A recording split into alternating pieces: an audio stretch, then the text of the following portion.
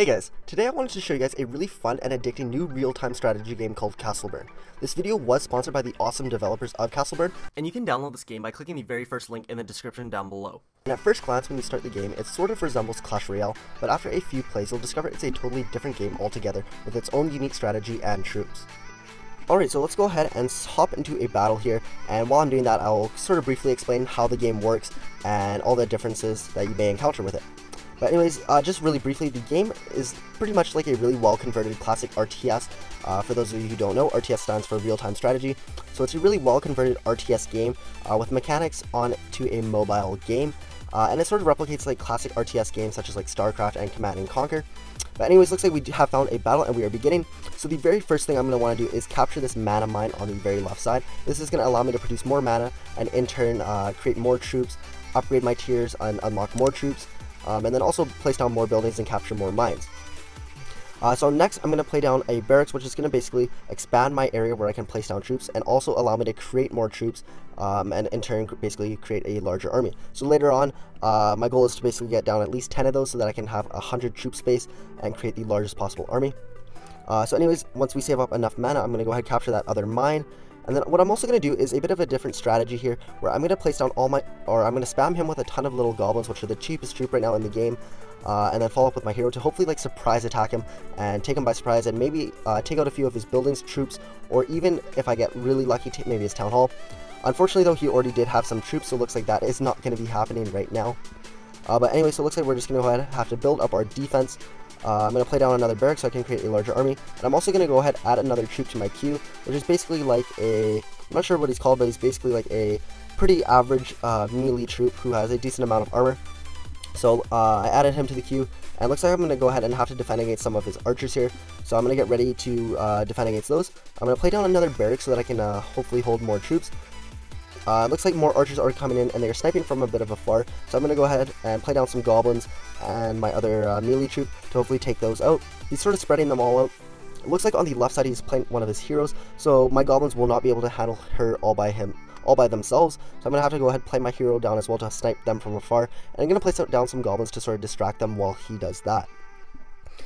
Alright, so now we're just going to go ahead and bank up some mana and hopefully like expand our base a bit. We're going to go ahead and capture that last mana mine, which is going to allow us to capture as much or produce as much mana as possible.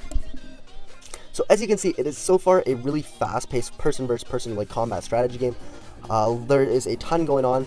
It's almost kind of hard to keep up, but it really does make it that much more entertaining because you're almost always doing something, and it is against someone else, so you do have to read and react with whatever they are doing.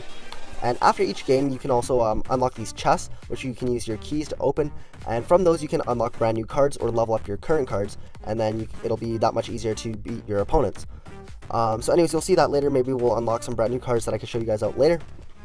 But anyways, he is playing his hero again, so I'm going to go ahead and also play some archer towers to sort of help defend all of my mana mines and barracks, because those are some valuable buildings for me that I really do need to protect. And every time you play a troop, they automatically go to the other side and start attacking their base. So right now I don't want to like create a large army and just have them like do nothing and sort of just get wasted. So right now I'm just going to go ahead and bank my mana and try and unlock some more tier 2 troops. As you can see, I already unlocked the rifleman and then the sorceress, I believe she is called. And then I could also unlock a tier 3 troop if I wanted to. However, I'm considering just adding in the last tier 2 troop, which is sort of like a area splash melee troop, which could come in really handy, especially against these archers. And anyways, so we're going to go ahead and add that. And then also, I forgot to mention, there is also, inside of this game, there are tons of different heroes with a ton of unique, different, powerful abilities that you can use. Right now, I am using an archer hero, which is really powerful and so far my favorite because she can like snipe troops from afar. As you can see right now, she's hiding behind the goblins and then sniping their hero. And then right now I just went ahead and popped her ability, which sort of like shoots flaming arrows, which does a ton of damage, and just took out their hero there right now actually, which kind of just goes to show how powerful she really is. But anyways, looks like we do like significantly outnumber him right now with all of our buildings that we have down. I have a ton of archer towers to defend all my barracks and mana mines, and we could produce the largest possible army right now, which is 100 troop space. So right now I'm just going to go ahead and spam down as many troops as I can and hopefully overwhelm him, and then this is going to be the push where we can finally take out his town hall. Alright, so everything is looking pretty good right now. And so far from my experience, the ladder has actually been really competitive. All the games I've played have been pretty close. There haven't been really any blowouts where I've gotten destroyed or where I've absolutely killed anyone else. So it is really balanced and a very fun environment where it's like a competitive ladder scene. Alright, so anyways, we're going to go ahead and zoom in here and view the final watch as the Town Hall's last bit of health ticks down. And anyways, looks like that is going to be it, and we are going to win our first battle of the day. So that is a solid success right there. And so far, guys, this game has been a ton of fun for me. I've almost been like glued to it right now, where I've been playing a lot more of this than I've been playing either of the other Clash games. And it's really fun and a really refreshing look at a strategy game, because it does really involve a ton of different strategy that I'm completely almost unfamiliar with inside of Clash Royale and Clash of Clans. So it is really refreshing to have that. But anyways, as we went ahead and opened up this chest, we did unlock a brand new card, which is the Cannon Tower. So we're going to go ahead and check that out in a bit. But yeah, also there is another game mode which I really do enjoy, which I'll show you guys actually right after this. But let's go ahead and take a look at the brand new troop first. Looks like we do have some upgrades here, so let's go ahead and upgrade the archer real quick, which will make things a lot easier inside of the battles. And let's go ahead and take a look at the brand new cannon card that we have. Oh, looks like we're actually going to level up first. But anyways, let's go ahead and take a look at the cannon tower. And then we also do get a free upgrade for this, so let's go ahead and quickly upgrade that. And then I want to show you guys this other game mode, which is called, I'm not sure actually what it's called, but it's basically like a survival game mode where there's going to be waves of troops sent at you, and your job is to basically defend against that. But first, let's go ahead and quickly collect all of these free gems we're going to get. We just completed a ton of different missions and challenges, and also these quests. It's really great how many gems, free gems, these developers give you. It really allows you to progress further into the game without actually having to do too much. So it's really rewarding to do that, and all the quests and different things that you can do inside of the game, you'll really never get bored. So anyways, the next thing I want to show you guys is, after I collect all these rewards, is going to be that survival game mode, which is one of my favorite game modes. It's not exactly person versus person, it's more so like the campaign mode. However, it is still a lot of fun. So Path of the Adventurer, I am currently on stage 4. Let's go ahead and enter into the easy stage right now. Alright, so it's going to go ahead and load up. And like I was mentioning, it's not really person versus person, it's person versus computer. And your job is basically to survive all 4 waves of troops. And this is also a great way to test out brand new troops that you actually don't have unlocked yet. Fortunately though, I do have all of these locked, so I'm decently experienced with all of them.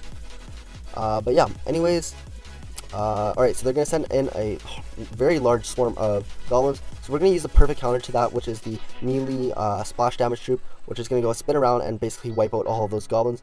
He's kind of low on health right now, so I'm going to probably have to play down a few more, and then have the archers just support them in the back. Alright, so right now I'm just going to spam down some archers because they can shoot at a distance, so hopefully these goblins won't even be able to touch them. However, it looks like they do have so many goblins that they're actually going to swarm my archers, so that sort of worked out, sort of didn't. Alright, so it looks like they are going to be sending in, what are they? We've discovered imps flying this way, archers should be able to shoot them down. Alright, this is actually my first time seeing this troop, so it suggests I use archers, so that's what I'm going to do right now. And it looks like it is working out pretty well. They are pretty low health, and then the archers are able to snipe them before they can even get to them. So that is working out very, very well right now. Alright.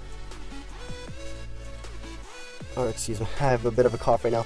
I am coming down from a bit of a cold from my first few weeks of school. So please, and thank you for bearing with me right now. Alright, so this is another first look at a brand new troop. Master Dragons units with low health will not be very effective against them. Alright, so it's suggesting I'm going to use my Riflemen. So these guys are really high hit point troops who can actually take a bunch of hits, especially from these dragons, but they can also dish out a ton of damage. So these guys are going to be a perfect counter to these dragons. I'm also going to place down some archers just to kind of see what happens. But as you can see, the dragon basically one-shots them almost with their huge splash damage attack. So those aren't going to be too useful. So I'm going to go ahead and play down those riflemen instead. So it looks like more swarms of goblins. The riflemen aren't going to be too effective against them because they only shoot one at a time. But I guess since I have so many, they're still going to be decently effective. Alright, and then once your troops get too far, they start shooting at those towers, and they sort of the towers shoot back at them. But I can't actually destroy those, so I'm going to go ahead and retreat my troops back. And if they do make it back alive, I get 70% of my mana back for them. So it's a pretty good gig for me if I can get them all the way back to my tower. So since this is the final wave, I'm going to go ahead and spam down the rest of my troops. I'm going to play down my melee splash ones. It looks like another dragon is coming back, so I'm going to go ahead and replay all of my riflemen with some of the refunds that I just got back.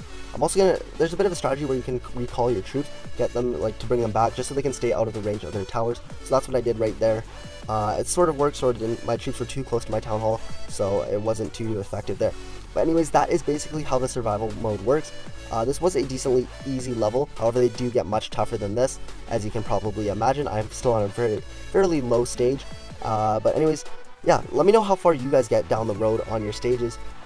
So far I am at stage 5, but probably by the time this video is posted I'll be a bit higher than that, so I am curious to see how far you guys made it with that. So let me know down in the comments below. But anyways, as you can probably tell, I am sort of losing my voice a bit, so I'm probably going to have to end the video here.